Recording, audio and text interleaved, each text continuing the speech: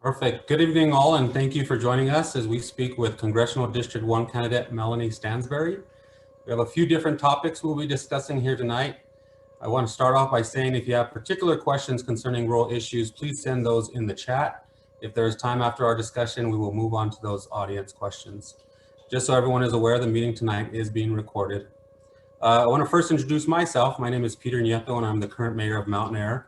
I was elected to office in 2018, and I'm running for re-election this coming November.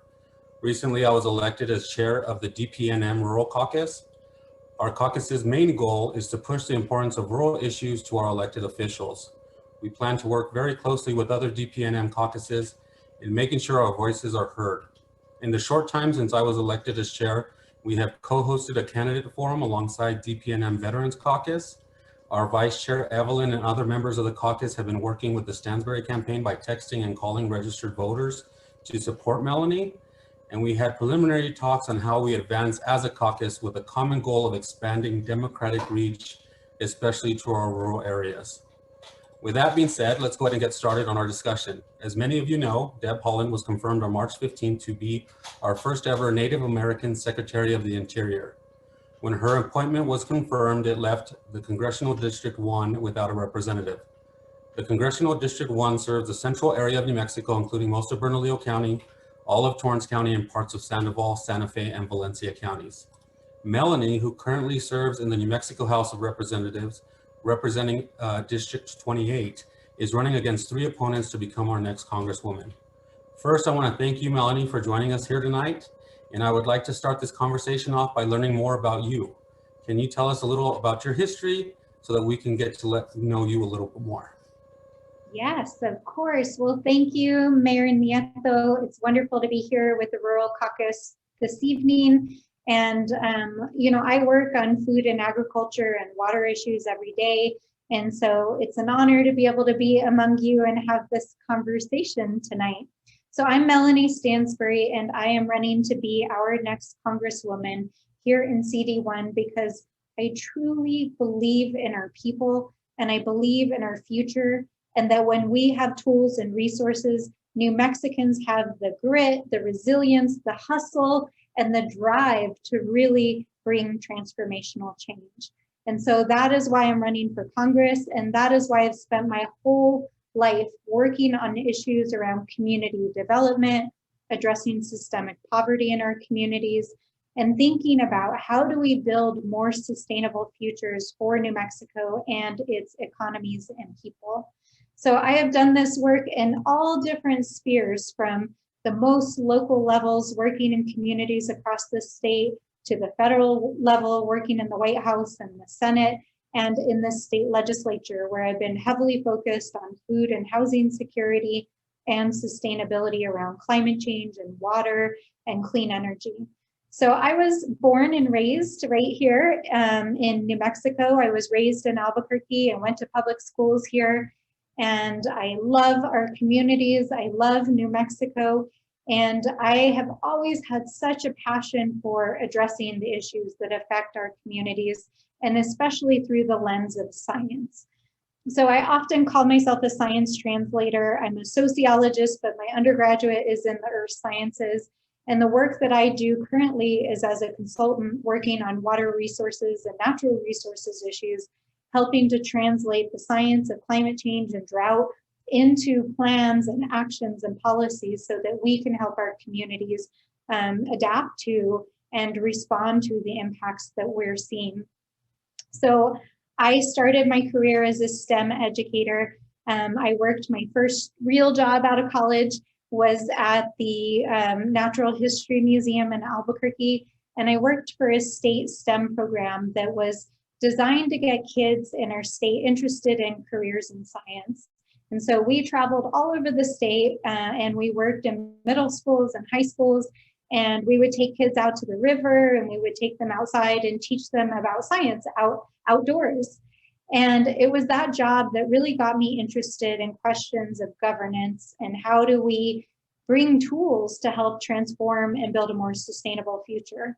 So I went back to grad school and got a degree in sociology. I went to Cornell University, and I came home to work on my PhD working on land and water rights up north in the Buake Valley.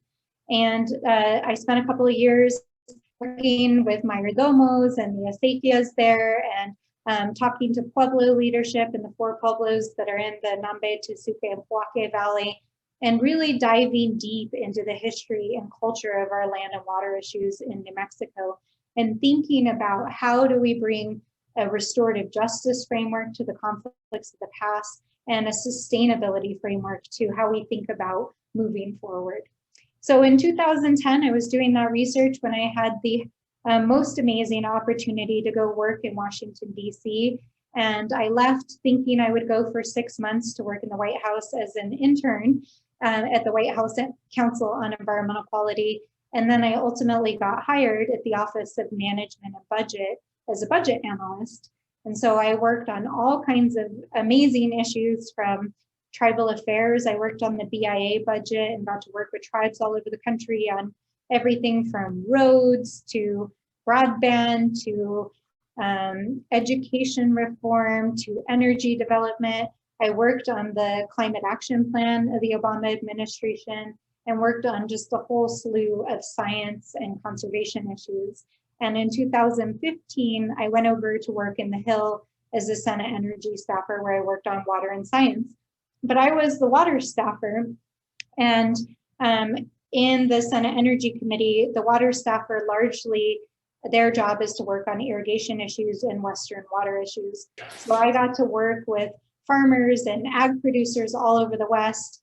I got to work on the really big questions of, like, how does our country plan and prepare for its water supply, especially as climate change is happening? And how do we make those critical investments in a way that's resilient and sustainable? So I came home in 2017 and I started my consulting practice. I'd been trying to come home for several years, but it was especially important for me to come home during that time. And I got asked if I would run for the state house in the district that I now represent. And so I said, okay, let's give it a try, because I'm always up for some hard work and a good adventure.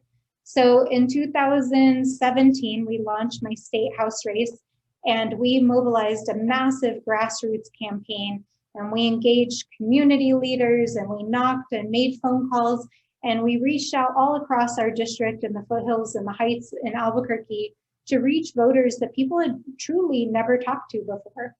And over the course of that year, we not only transformed the electorate, it actually changed me as well. And it really, for me, made me realize that though I had already spent my life in community service, that it's especially critical that we have leaders that come from our communities, that will listen to our communities and carry those interests into the policy work that they do. So I was elected in 2018 in House District 28, in a district nobody thought could be won. And even on the day of the election, people said, nope, can't be won, never gonna happen. And not only did we flip that district, we flipped it by 7 points, and we held it by 10 points this last cycle. And so what that taught us is that with good old elbow grease, hard work, and an investment in our communities, we could really bring that kind of electoral change, and then take that change to the roundhouse, doing the work that we've been doing, focused on hunger and homelessness and food security and food systems and water and all the things we've been focused on.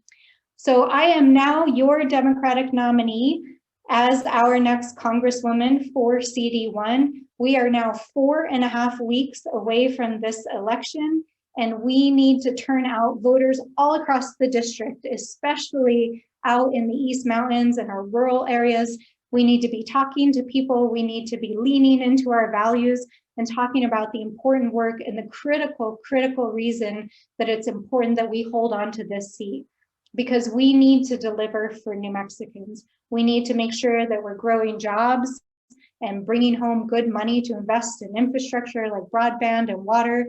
We need to be investing in our communities' well-being, addressing these issues around hunger and housing security, education and healthcare access, behavioral health services, and addressing, of course, the biggest issues of our time, which are drought and climate change. So with that, Mr. Mayor, I am so honored to be here tonight, and I know we're going to do some question and answer, and I am here just to spend the evening having a good conversation with you all and talking about the issues that matter. Well, thank you very much. I really appreciate it. I want to start off this conversation speaking about the COVID-19 pandemic and how it's affected us all. If elected as our next Congresswoman, I would like to get your thoughts on how the pandemic was handled at the beginning versus what we are seeing now, and how in Congress you would fight for us. So there's no question that the pandemic has, of course, impacted our communities in the most difficult ways. I've spent a lot of my last year as a legislator and just as a community member helping people across our community that are struggling. That includes helping people with accessing unemployment, addressing their housing needs, and even going grocery shopping for people. And one of the big issues that I've been working on, especially this last year, is with our food and hunger group, not only trying to coordinate emergency aid to communities where food supplies were cut off because of the pandemic, but to address bigger systemic issues around our food system, our agricultural system, and reconnecting our ag producers back to our communities that are struggling with systemic hunger. So those are some of the big kind of on the ground needs, of course, that we saw this last year.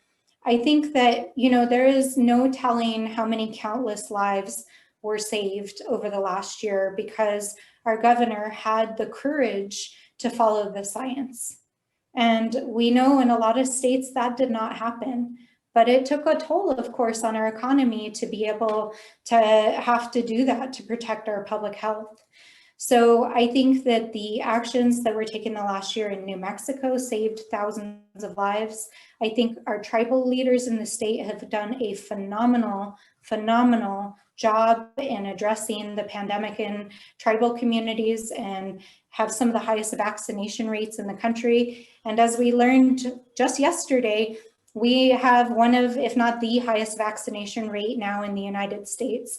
So I think looking forward as your next Congresswoman, we need to make sure that we're bringing resources home from the American Recovery Act that just passed. We need to make sure that everybody gets as fully vaccinated as they can. I think we're trying to get to 60% in the next month. And we need to put New Mexicans back to work because we got to get our economy going again. Perfect. I appreciate your answer. Speaking of COVID, one major issue that is a huge cause of concern, especially in our rural areas of the state, is the availability and reliability of broadband internet. What are your thoughts on this issue, and how can we work together to make sure broadband is available and dependable in areas such as education, telehealth, and even work-related situations? Broadband is one of those basic necessities now in our lives that I think of, at the beginning of the 20th century, electricity was, becoming so ubiquitous that now we consider it just a human right to have access to electricity, right? We need it for everything in our lives. And I think the pandemic has laid bare the ways in which the digital divide, especially in rural and tribal areas, impacted kids who couldn't go to school, families that didn't have access and couldn't work. And, the opportunity now as we're facing recovery for starting businesses. So I think that there's a number of things that need to happen. During the state legislative session, we passed 2 bills that will hopefully help bring a better framework to the way the state addresses its end of the deal. So the state helped to stand up a new authority for broadband coordination and more sustained funding. But I think, also the pandemic has created new areas of opportunity and creativity that weren't there before. We saw private companies, for example, just as almost a humanitarian thing, offering hotspots in rural areas because they knew kids needed to go to school. And so what I would like to see, especially as we're looking at bridging the digital divide, is we know that in the next few years, there's going to be the availability, probably ubiquitously, of satellite broadband. And I think in some ways that may be the easier way to address many of our rural needs.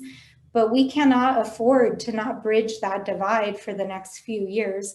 So we need to get broadband in the ground. We need to bring resources home to do that. And I think we need to partner with our telecom companies to leverage every possible creative idea in the interim to get it done. Perfect. Thank you. Thank you so much for that. There's no denying that small businesses have suffered greatly during this pandemic. Let's talk a little bit about COVID relief for small business and the debate that surrounds it. When you think about COVID relief for small businesses, what are some of the major items in the current package that you believe are beneficial? And what items do you believe should be part of future relief packages? So, you know, as somebody who grew up here, and my parents were small business people, my mom was a seamstress, she was a contract seamstress, and my family owned a small landscaping business, so we did landscaping construction.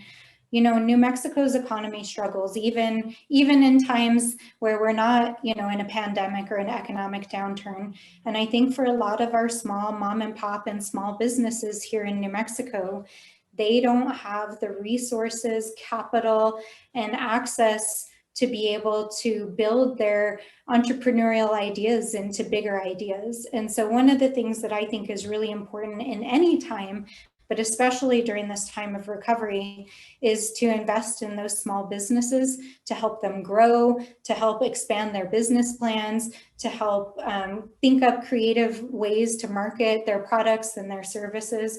So I think that's one of the most important investments we can make, is in those small family businesses.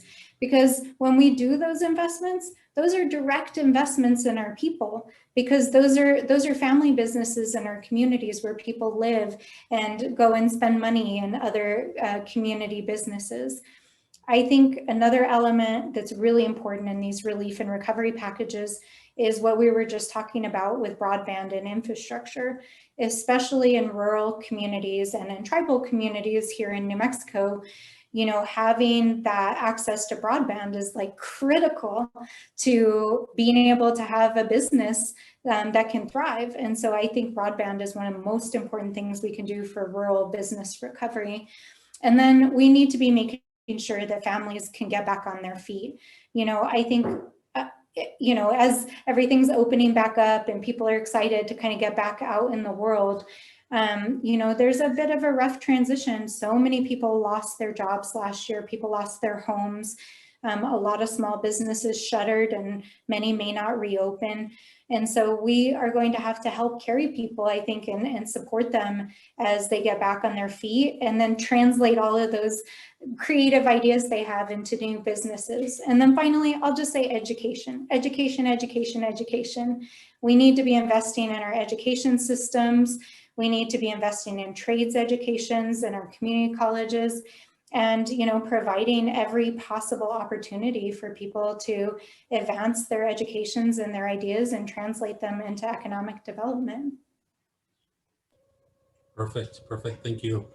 Next, let's move on to something that is important for every American, and that's healthcare. I am a strong believer, as I'm sure you are, that healthcare is a human right. I know many people who work for a job strictly for the healthcare. They make very little take-home money because the majority of the income goes to healthcare premiums and copays. There's added expenses and difficulties when you look at rural areas' access to healthcare. What are some of your priorities when it comes to healthcare? I do believe healthcare is a human right, just like you. And I support universal healthcare, and I do support Medicare for all if we can get there. I think that our biggest challenges in New Mexico around medical access and equity have to do especially with health infrastructure. And I think this is particularly pronounced in rural areas, right? People have to travel to Albuquerque and other metro areas to go see doctors. And we have a provider shortage here in the whole state. So as a legislator, some of the proposals that I've been working on, though we haven't been able to pass them yet, is to figure out how we can get more doctors and nurse practitioners and nurses to actually practice in New Mexico. So I worked on a rural and tribal healthcare program with UNMH, and also worked on a proposal with Representative Martinez, which would have made it free for people to go to medical school if they would stay here and practice. And so I think we have to be addressing the practitioner shortage, expanding access to telehealth, especially in rural areas, I think we need to be building out our medical infrastructure to make sure that there's access to clinics in rural areas, for example, and, you know, rebuild our veterans system, because we have a lot of veterans that are also really struggling to get access to healthcare. And I think this is a particularly critical issue in New Mexico, where we have among the highest proportion of our people who have served in the armed services. So taking care of our veterans is also part and parcel of addressing our healthcare needs. Absolutely. And I see Claudia here with us, chair of our Veterans Caucus, and no doubt she agrees with that. So very, very, very good. Let's move on to water issues. Water is a very important resource, as you know.